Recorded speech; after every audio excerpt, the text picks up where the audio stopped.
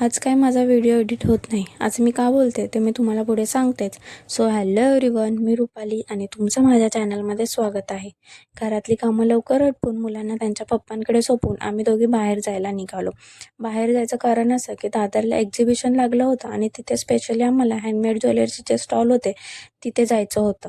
सध्या मार्केटमध्ये कोणती नवीन ज्वेलरी ट्रेंडिंगला आहे किंवा आपल्याला काय नवीन आपल्या प्रोडक्टमध्ये इम्प्रूव्ह करायचं आहे ते मला पाहायचं होतं आणि मार्केटमध्ये सध्या खूप जास्त असे न्यू डिझाईन्स आलेले आहेत.